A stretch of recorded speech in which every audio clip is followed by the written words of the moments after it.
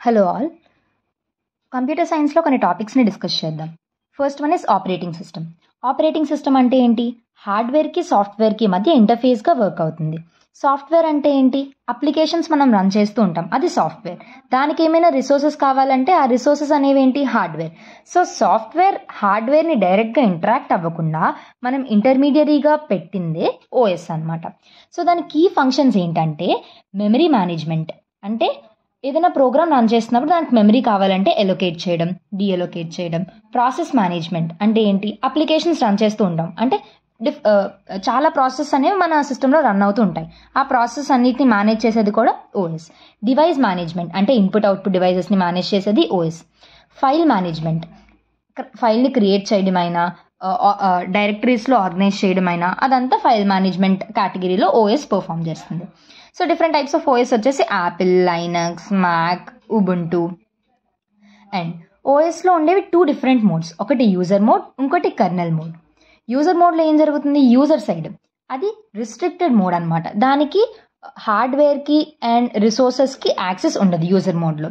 So critical functions అనేవి user మోడ్లో run అవ్వవు.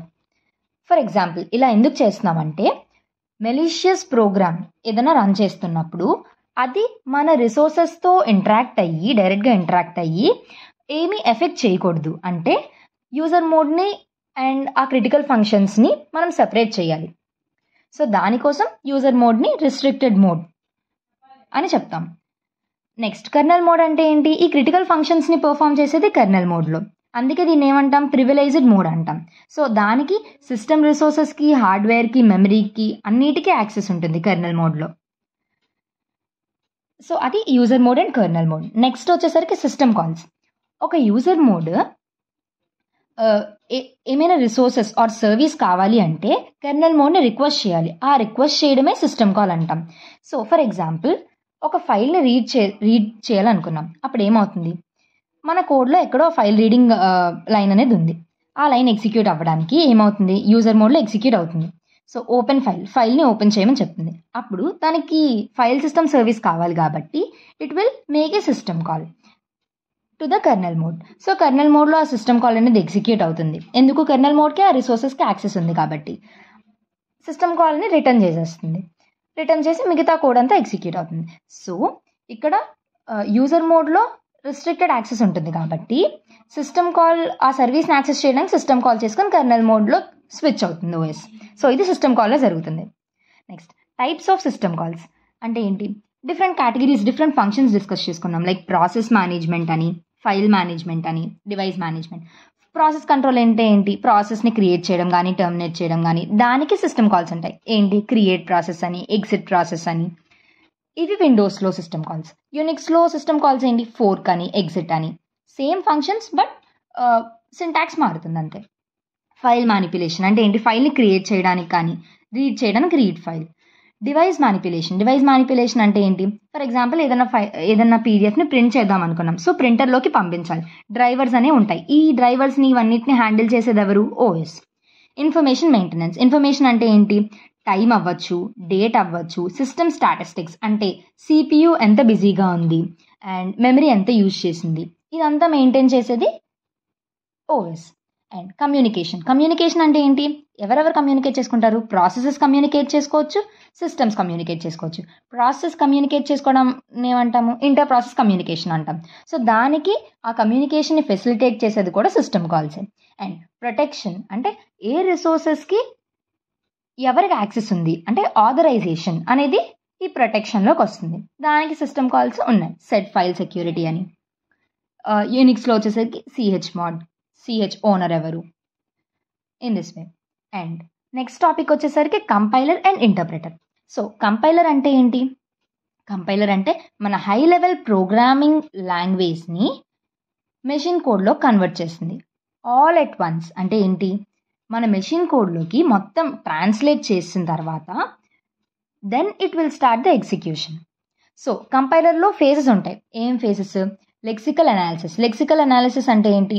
టోకెన్స్ కింద బ్రేక్ డౌన్ చేయడం. ఈ కంపైలర్లో ఏంటంటే ఫస్ట్ 3 ఫేజెస్ డివైడింగ్ అనేది జరుగుతుంది, నెక్స్ట్ 3 ఫేజెస్ మర్జింగ్ అనేది జరుగుతుంది.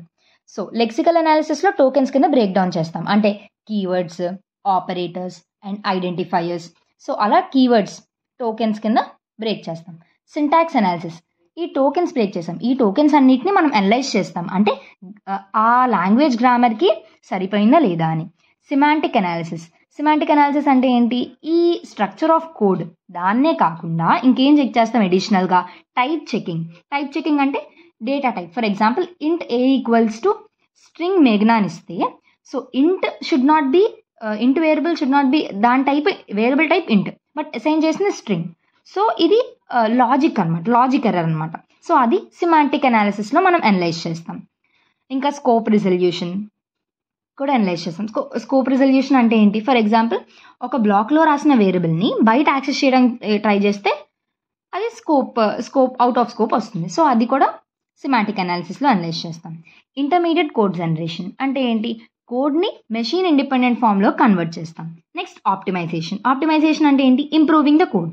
ఏ టర్మ్స్లో ఇంప్రూవ్ చేస్తాం, స్పీడ్ టర్మ్స్లో అంటే ఇంకా ఫాస్ట్గా చేస్తాము, అండ్ ఆల్సో సైజ్లో కూడా. అండ్ రెడ్యూసింగ్ రిడెండెన్సీ అంటే ఏంటి, మన రిడెండెంట్ పార్ట్స్ ఆఫ్ కోడ్ ఉంటాయి, దాన్ని రెడ్యూస్ చేస్తుంది. రెడ్యూస్ చేయడం వల్ల ఏమవుతుంది, ఎఫిషియెంట్గా వర్క్ అవుతుంది ఇంకా. అండ్ ఆల్సో కోడ్ రీఅరేంజ్మెంట్, ఒక్కొక్కసారి రీఅరేంజ్మెంట్స్ చేస్తే కోడ్ ఇంకా ఫాస్ట్గా వర్క్ అవుతుంది. Next code generation, final machine code అనేది ఇక్కడ జనరేట్ అవుతుంది.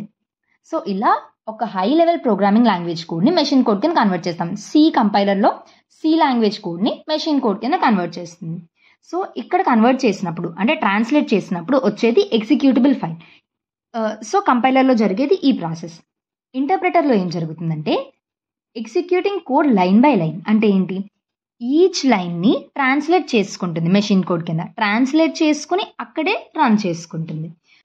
మనకేమైనా ఆ లైన్లో ఎర్రర్స్ ఉన్నా ఆ లైన్ ఎగ్జిక్యూట్ చేసి ఎర్రర్ని రిటర్న్ చేసి ఎగ్జిక్యూషన్ అనేది స్టాప్ అయిపోతుంది. సో ఇది ఇంటర్ప్రెటర్లో జరుగుతుంది. And next one is JVM అంటే ఏంటి, జావా విర్చువల్ మెషిన్ అంటే జావా కోడ్ని జావా ప్రోగ్రామ్స్ని రన్ చేయడానికి యూజ్ చేసేది జేవిఎం. ఇది platform independent. Why it is platform independent, మన సోర్స్ కోడ్ రాస్తాం, అది ఏ ఎక్స్టెన్షన్తో ఉంటుంది, .java ఎక్స్టెన్షన్తో ఉంటుంది. దాన్ని కంపైల్ చేశాక బైట్ కోడ్ కింద కన్వర్ట్ అవుతుంది. ఆ బైట్ కోడ్ అనేది క్లాస్ ఫైల్, .class. ఈ .class ఫైల్ ఏ ప్లాట్ఫామ్ ఏదైనా రన్ చేయగలం. సో అందుకని this is platform independent. And దీన్ని ఎగ్జిక్యూట్ చేయాలి. ఎగ్జిక్యూట్ చేసిన తర్వాత గార్బేజ్ కలెక్షన్ అంటే ఏంటి, మనం అన్యూజ్డ్ మెమరీ ఉంటుంది. ఫర్ ఎగ్జాంపుల్ ఏదైనా వేరియబుల్ని యూజ్ చేయడం మానేసాం మన కోడ్లో, అప్పుడు ఏంటి, దానికి జేవిఎం అనేది ఆటోమేటిక్గా రికగ్నైజ్ చేసుకుని అలాంటి మెమరీ, అన్యూజ్డ్ మెమరీని ఫ్రీ చేసేస్తుంది. So this JVM is an abstraction layer. దేనికి, to run Java program on any OS. So ఇది బైట్ కోడ్ కింద కన్వర్ట్ చేస్తుంది కాబట్టి ఏ ఓఎస్లో అయినా రన్ చేయగలం. So that is why it is called as. This is all. Thank you.